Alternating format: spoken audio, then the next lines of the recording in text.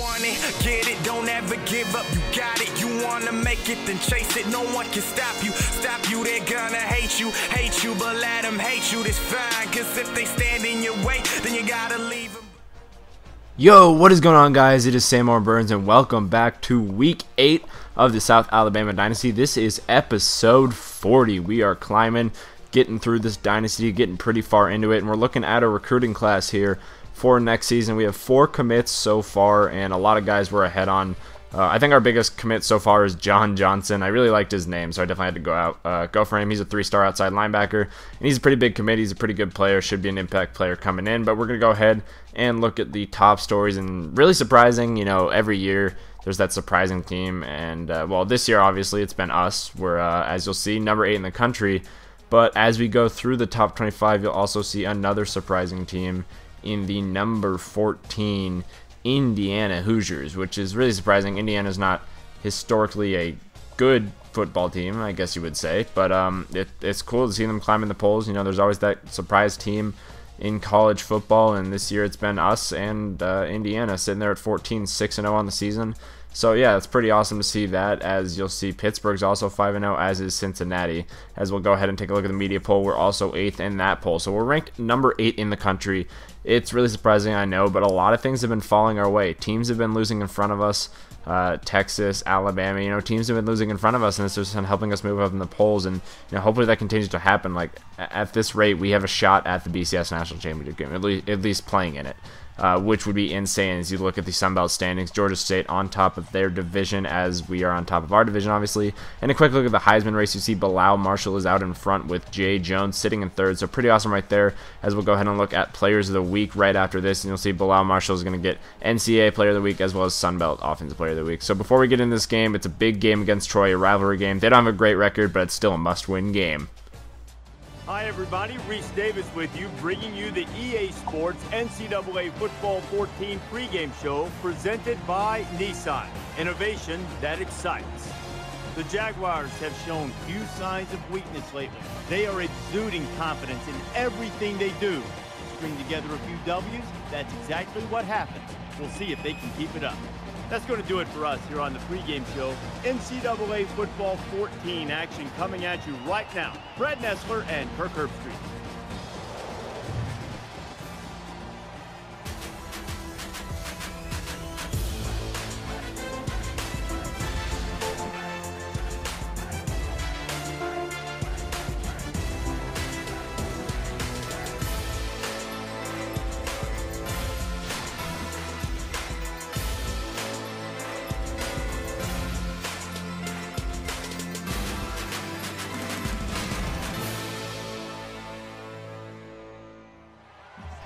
Alright, so starting off after a really good kick return by Kyle Clifford to start the game, we've got a 2nd down and 10, and Bilal Marshall is scrambling around on the right side, and he will step out of bounds after an 11-yard gain. He's been a really dynamic player this year. He's been doing it on the air, or through the air as well as on the ground. He's been a really good rusher. And speaking of through the air, Bilal Marshall finds his favorite target, Matt Harris, his 8th touchdown catch of the year. But Bilal Marshall's been a really big dual threat guy. Obviously, you know, Matheny was, you know, a decent runner, and Brandon Bridge was a better runner than Matheny. But Bilal Marshall really has been rushing well this year. He's had a few games over 100 yards. He's the 2nd leading rusher on this team. He's going to most likely hit 1,000 yards this year, which is awesome. You'll see Tim Longmire right here is taking this one up the right side, and he broke a couple tackles as he's down inside the 20, and Tim Longmire is pushed out at about the 10-yard line, bringing up a 2nd on goal for Troy, and then he will just bowl his way into the end zone. And this ball game is tied at 7. Troy is putting up a fight against the number 8 team in the country. They're at home. They're not gonna go down easy here in this rivalry game. So Bilal Marshall back to pass, 1st and 10. He's gonna find Kyle Clifford on the slant play right there. That's a 10-yard catch for Clifford, his 1st of the day. And that brings up this 2nd down in inches, and in the shotgun, Marshall is going to hand it off to Jay Jones up the middle, and Jay Jones, the Heisman candidate running back from preseason, and even right now is going to go ahead and get 10 yards, but he is down on the play and will be out for the rest of the game, so he exits this game with only 16 yards rushing as Marshall is going to scramble, and he fumbles, and it's recovered by the Troy defense, and that's the first turnover of the day. But with the Jay Jones injury, in comes the backup running back, the redshirt freshman Billy Cooper. So we'll see how he performs throughout the day. This is a big game. We got to win it if we want to have any shot at a BCS bowl game, maybe even the BCS National Championship. And right after that fumble, their quarterback is hit as he throws, and it falls into the defensive lineman's hands. I don't know. Dallas Tidwell's first pass is somehow intercepted. You'll see the replay right here. It's really hard to see what happened, but somehow we ended up with the ball, and here we go. Bilal Marshall is going to hand off to Billy Cooper on the right side, and he's going to take this one down around the first down line. That's a 10-yard gain for Billy Cooper on his first carry of the day. And now on first and goal, Marshall back to pass, and he is going to go ahead and fire in the back of the end zone for Dejan Funderbunk, and that is his first touchdown catch of the day to make it 14-7. Marshall with 2 touchdown passes already.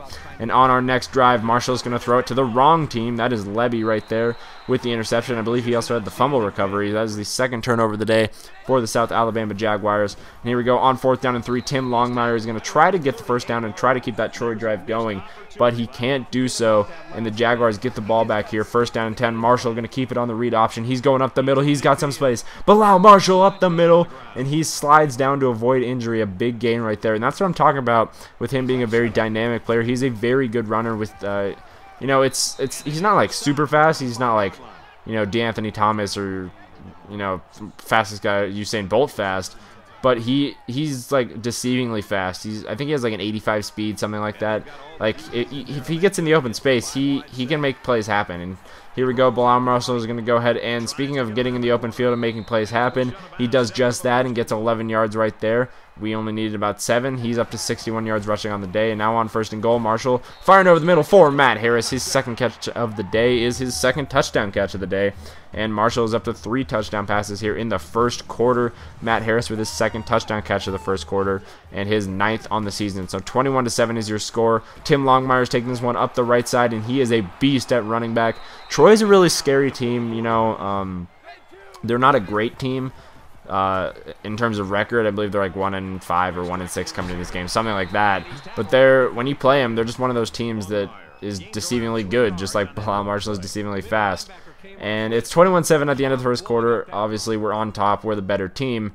But it's been a closer game than the score indicates. It is a 2-touchdown game, but they've been playing pretty decently. So 21-7, and Tim Longmire is going to go ahead and hop over the Jaguar defender right there and get the first down on 2nd and 8. That's a 9-yard gain for Tim Longmire, but they wouldn't get anything out of that. They'd end up having to punt after a couple of sacks. So Bilal Marshall and the Jaguars get the ball back, and Marshall's going to find Kyle Clifford, and he's got some space out across the 40 to the 50 to the 40, and one guy to beat, and he's dragged down by the shoestrings. A 48-yard gain turns this into a 3rd down and 25 later in the drive, and Marshall is just going to throw as he's hit, and he finds Chavarez Smith somehow right there, finding the receiver who is seldom used nowadays, but a big catch right there, and that brings down a 2nd and 5 later in the drive, and that is rhyming as Kyle Clifford is going to get into the end zone for the 13-yard touchdown. Marshall's 4th touchdown pass of the first half.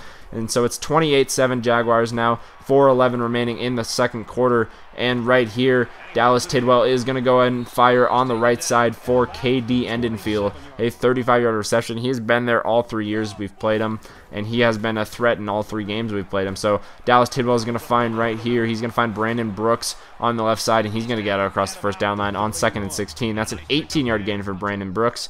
And Dallas Tidwell starting to get into a rhythm. 3rd down and 14 now, 45 seconds to go. And he's firing on the left side for KD Endenfield. And he is going to get out of bounds. 29-yard reception right there for Endenfield. And that is his 2nd catch of the day. He's up to 64 yards receiving. Now 1st and goal later in the drive, 20 seconds remaining. Tidwell, nowhere really to go. He's just going to take off up the middle, and there was no one spying him. And that's a 5-yard touchdown run for Dallas Tidwell to make it a 2-possession game as the Trojans are trying to come back here. But 9 seconds to go. Marshall, he's got a man deep. He fires. It's Matt Harris, and he catches it. Matt Harris to the 30, to the 20, to the 10, and he will not be caught. And that is a touchdown right there for Matt Harris, 80 yards. And Bilal Marshall continued his impressive first half with his 5th touchdown pass of that first half. And Matt Harris with his 3rd touchdown catch of the first half. So a really impressive first half by the Jaguars, 35-14 your score. This is a hostile environment in a rivalry game, so it's definitely awesome to see us come in here and perform the way we are. Obviously, the 2 turnovers are hurting us. We can't do that once we get, you know, when we're playing really good teams. And not that Troy's a bad team, but when we're playing games against Georgia State and, you know, games against NC State and Nebraska, we can't turn the ball over. So it's good practice just to not turn the ball over at all. You know, turn the ball over does no good.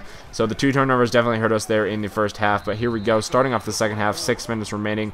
Kyle Clifford is going to get 7 yards right there, his 4th catch of the day. He's up to 78 yards receiving along with that touchdown catch in the first half. Now Marshall here on the play action pass is going to go ahead and roll to his right. He's just going to take this one up the middle, and he'll try to slide down, but he gets stopped before that. But a 12-yard gain for Bilal Marshall gets him up to 63 yards rushing again. Obviously, some sacks have taken away from his yardage, but Marshall is going to look on the left sideline here for the reliable tight end, Ryan Anka. He is having a big year catching the ball. So 3rd down and 5. Marshall is going to go ahead and run to the right side. Nowhere really to go. And somehow he finds Matt Harris into the end zone. His 4th catch of the day is his 4th touchdown of the day. And Bilal Marshall throws his 6th touchdown pass of the day. He is absolutely dominating out there. And upset alert. Unranked Miami has a 14-point lead on number 2 Georgia Tech. A win by Miami would obviously help us in the polls, maybe help us get into the top 5 if everything goes our way. We'll see what happens. But a 2nd down and 9 here. Marshall in the shotgun, empty backfield. He's going to roll to his right side. Nowhere really to go, but he fires to the wrong team. And it is Levy again, I believe. That is his 2nd interception. So a 2nd down and 10 now here for Dallas Tidwell and the Trojans, trying to come back down 28 points. He's going to find KD Endenfield for a 13-yard gain. Looked like he might have been out of bounds, but nonetheless, it is a 2nd down and 10 now later in the drive for Dallas Tidwell. Looking over the middle, he's going to find Dondrell Harris right there. That's a 14-yard catch for Harris, and that is his 3rd of the day, as they're going to go ahead and go no huddle on us right here on 1st down. And Brett Walton, you see, has 5 tackles, but Dallas Tidwell is back to pass. He's firing in the right corner, and he has Brandon Brooks, and that is his 7th catch of the day for 70 yards, and his 1st touchdown, obviously, is going to cut this lead down to a 21-point lead here with 2:38 remaining in the 3rd quarter. So we get the ball back here with 2:34 remaining, handed off to freshman running back Billy Cooper, who really hasn't had a bad day. We haven't gave him the ball too much, but on 3rd and inches, Billy Cooper's going to go up the middle and run over a guy. Good, tough running right there by Billy Cooper. Obviously, you know, the star running back Jay Jones is graduating after this year, so Billy Cooper is the future at running back. You know, at least for now. He'll be a sophomore next year, most likely will be starting. But we have a 21-point lead heading into the 4th quarter. It's looking like our undefeated record is going to be safe, at least for the time being. But you don't want to jinx ourselves, as Kyle Clifford is going to get 13 yards right there on his 5th catch of the day. He's up to almost 100 yards receiving. But we wouldn't really get much out of that drive, so we end up attempting the field goal. And Logan Gunn's field goal is up, and it is in the uprights. That makes it a 45-21 ball game. So 5:56 remaining here in the second half. Well, in the game really. And Dondrell Harris is going to get 13 yards right there. That is his 4th catch of the day. And Troy is down by 24 points. They have to do something to get back in this game, and obviously they're not doing a great job of it, as Dallas Tidwell is going to fire on the right side, and E.J. May jumps the route, and E.J. May has some space in front of him. He's out across the 30, cuts back inside, and taken down at about the 24-yard line. No, not quite the 24, about the 26-yard line, and that would end up setting up another field goal by Logan Gunn with 3:38 remaining, making it 48-21. And we'll get a studio update right here on a game between Texas Tech and Texas. And number 9 Texas trails Texas Tech by 7 points. Another game that could potentially help us in the polls. We are in front of Texas, but a win against Texas Tech might have had them jump us. So we'll see what happens in that game. 3rd down and 10 now. Dallas Tidwell is going to fire on the right side. He's got a man, and it is Dondrell Harris, the 44-yard gain. But now a 4th down and 3. Dallas Tidwell is hit as he throws and is intercepted by Ty Young over the middle, and that will be your ball game. Your final score, South Alabama 48, Troy 21. It was a pretty good ball game. They actually put up a pretty good fight. You know, they're no run over. You know, we beat them pretty handily. You know, the score suggests that it was a blowout, but I think it was a closer game than it really was. We had a few really big plays, the 2 touchdowns to Matt Harris on that one play where he goes over the middle.